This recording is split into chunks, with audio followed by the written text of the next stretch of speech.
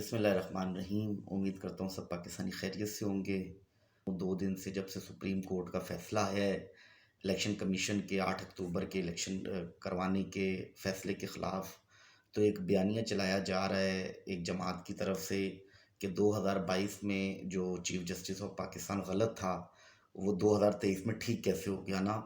تو بات کرنے کا مقصد یہ ہے کہ میری یا آپ کی یا کسی ایک فرد واحد کی مرضی نہیں ہے۔ جب ملک پاکستان کی بات ہو رہی ہے تو اس کے لیے ایک آئین واضح ہے، اور اس آئین میں کوئی بھی افضل یا کمتر نہیں ہے، اس میں سب برابر ہیں۔ تو سب سے پہلے میں آپ لوگ کو یہ بتا دوں، قومی اسمبلی آئین بناتی ہے، سپریم کورٹ ہے وہ اس آئین پہ عمل کرواتی ہے اداروں سے۔ ادارے پابند ہیں اس آئین پہ عمل کرنے کے۔ تو اسی تناظر میں جب 2022 میں عمران خان صاحب کو چیف جسٹس آف پاکستان نے سو موٹو ایکشن لے کر ڈسمس کیا تھا، اگر آئینی طور پہ دیکھا جائے تو سپریم کورٹ قومی اسمبلی کے معاملات میں انٹرفیرنس نہیں کر سکتی۔ کیوں؟ وہ قومی اسمبلی ہے، وہ آئین بنا کر ایک بل پاس کر کے سپریم کورٹ کو بھیجتی ہے کہ اب آپ نے اس بل کے مطابق اداروں سے کام کروانا ہے۔ ٹھیک ہے، اسی طرح سے 2022 میں جب عمران خان کو ہٹایا گیا تو وہ ایک غیر آئینی عمل تھا، چونکہ آئین میں ابھی تک 75 سال سے عمل تو ہو ہی نہیں رہا، کسی بھی طرح سے نہیں ہو رہا نا، تو وہ کوئی بڑی بات نہیں تھی، وہ اس ٹائم ہو بھی گیا نا۔ تو اس پہ پھر کیا کہتے ہیں، عمران خان اور پی ٹی آئی کے سپورٹرز نے سوال اٹھایا کہ یہ جب آئینی طور پہ انٹرفیرنس نہیں بنتی سپریم کورٹ کی تو یہ سو موٹو نہیں بنتا تھا۔ اسی طرح 2023 میں دیکھیں، فرق دیکھیں کہ وہ سو موٹو اور اس سو موٹو میں فرق کیا ہے۔ اب سو موٹو لیا گیا الیکشن کمیشن کے تاریخ دینے کے اوپر۔ اب الیکشن کمیشن کا آئینی طور پہ تاریخ دینے کا اختیار ہی نہیں ہے۔ مطلب جب کوئی اسمبلی ڈیزالو ہوتی ہے، اس کے اوپر ایک گورنر بیٹھا ہوتا ہے، گورنر اس کو ڈیزالو کر کے پابند ہوتا ہے کہ 90 دن کے اندر اندر الیکشن کرانے کی تاریخ دے دے۔ اگر گورنر نہیں دیتا تو supreme leader of the country جو کہ پریزیڈنٹ آف پاکستان ہوتا ہے، اس کا اختیار ہوتا ہے کہ وہ یہ تاریخ دے سکتا ہے۔ تو وہ عارف الوی نے دے دی 9 اپریل کی 90 دن کے اندر اندر۔ وہاں پہ الیکشن کمشنر تھا، اس نے ہیلے بہانے کیے، مثال کے طور پہ سیکیورٹی کے ایشوز کا حوالے سے اس نے کہا کہ مسئلے ہیں ملک میں، سیکیورٹیز ایشوز ہیں، اور وزارت خزانہ کی طرف سے پیسوں کے ایشوز ہیں جس کی وجہ سے الیکشن نہیں ہو سکتا۔ اس نے اسٹریٹ فارورڈ کہہ دیا جی الیکشن نہیں ہو سکتا۔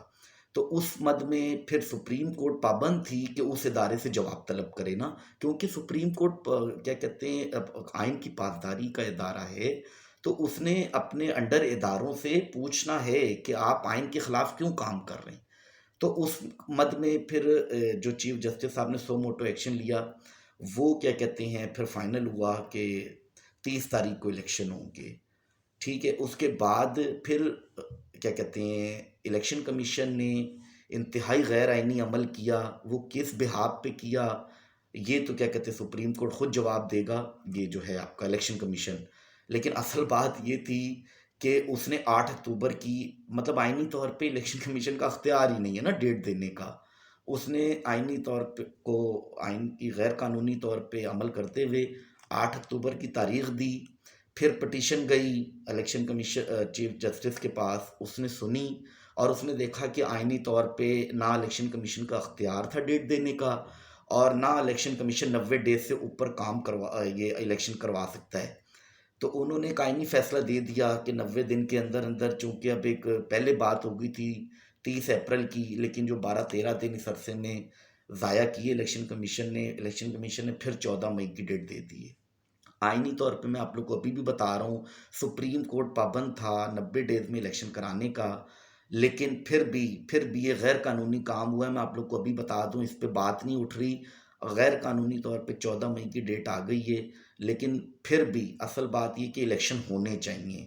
اگر الیکشن نہیں ہوتے، عمران خان صاحب بالکل ٹھیک کہہ رہے ہیں، اسٹریٹ فارورڈ بات کریں، اس کا مطلب ہے کہ ملک میں کوئی آئین ہے ہی نہیں نا، اور جب آئین نہیں ہے نا تو پھر یہ لکا چھپی کی کھیل کھیلنے کی ضرورت نہیں ہے۔ آپ اسٹریٹ فارورڈ بات کریں جی کہ ایک گروپ ہے، ایک گروہ ہے جو کہ مسلط ہے، جس کی اپنی مرضی، جس کا دل کرتا ہے رات کو اٹھتا ہے، صبح دیکھتا ہے کہ کیا کہتے ہیں مجھے یہ کرنا چاہیے، تو ملک میں وہ ہونا شروع ہو جاتا ہے۔ ایسا بالکل بھی نہیں ہونا چاہیے، اور اگر ایسا ہو سکتا ہے اور ایسا ہو رہا ہے، اور اگر ایسا ہی چلنا ہے تو سپریم کورٹ جو کہ پابند ہے اداروں سے کام کروانے کا، اگر آئینی طور پہ وہ کام نہیں کروا سکتا تو سپریم کورٹ کو خود یہ ڈکلیئر کر دینا چاہیے نا کہ کوئی بھی آئین کے مطابق کام کرنے کو تیار نہیں ہے، ہر کوئی اپنی مرضی کر رہا ہے، تو پھر اس کا اختیار پھر ایک فرد واحد ہے جو عوام کا اختیار ہے، چونکہ آئین بنا ہی عوام کی ثواب دید کے لیے نا، تاکہ اس کو ہر طرح سے فیسلیٹیٹ کیا جائے۔ اگر ملک میں جنگل کا قانون ہے، عوام کی سننی کسی نے نہیں، آٹے کی لائنوں میں لوگ مر رہے ہیں، اور ہاسپٹل اور جہاں بھی چلے جائیں نظام دھرم بھرم ہوا ہے، حکومت کی پریورٹی میں عوام کہیں نہیں ہے، مطلب نہ ان کے لیے کوئی پالیسیز بنائی جا رہی ہیں۔ ابھی ایک سوال میں آپ سے کرتا ہوں، یہ 20-22 لوگ جو آٹے کی لائنوں میں مرے ہیں، ابھی تک کسی نے بھی میڈیا چینل پہ اس پہ آواز نہیں اٹھائی، ان کا کوئی پوچھنے والا نہیں ہے، کیا وہ پاکستانی نہیں تھے؟ تو کیا ان کے برابر کے حقوق نہیں ہیں؟ تو اس چیز کو دیکھنا پڑے گا، تو تھوڑا سا اس چیز کو فرق کریں، 2022 کا چیف جسٹس اور 2023 کا چیف جسٹس اچھا اور برا کیوں ہے؟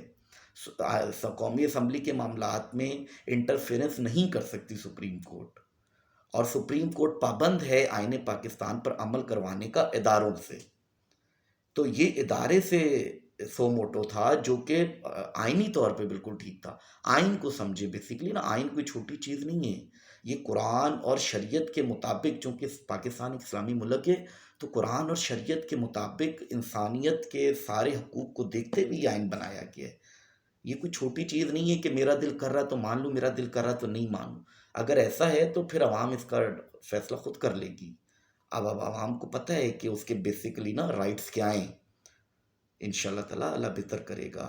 نیگیٹو پروپیگنڈا لا علمی میں نہ کریں، سب سے پہلے علم حاصل کریں۔ اللہ تعالیٰ قرآن میں کہتا ہے بے شک عالم اور جاہل برابر نہیں ہو سکتے۔ مجھے آج پاکستان کے حالات دیکھ کے یہ لگتا ہے کہ عالم اور جاہل میں بڑا واضح فرق ہے۔ جاہل وہی ہے جو اپنے اچھے اور برے کی تمیز نہیں کر سکتا، اور جو اپنے اچھے برے کی تمیز کر سکتا ہے وہ عالم ہے۔ بیسیکلی اچھے اور برے میں فرق مطلب بیسیکلی کیا ہے؟ حق اور باطل کی پہچان کرنا۔ جو حق اور باطل میں پہچان نہیں کر سکتا بے شک وہ جاہل ہی مر گیا۔ تو میں اپنے تمام بہت معزز دوست ہیں، میرے کولیگس ہیں جو میرے مطلب رابطے میں ہیں، ہر انسان قابل احترام ہے، چونکہ ہر انسان کیا کہتے ہیں اللہ کی مخلوق ہے، تو ہمیں انسانیت کے ناطے بھی ایک دوسرے کا احترام کرنا چاہیے، اور کیا کہتے ہیں پھر ہمارا اگر ایک دوسرے سے تعلق ہے تو تعلق بڑی وجہ ہوتی ہے ایک دوسرے کی حیا کرنے کی۔ اختلاف ضرور رکھیں لیکن کردار کشی پہ نہ جائیں۔ بہت بہت شکریہ۔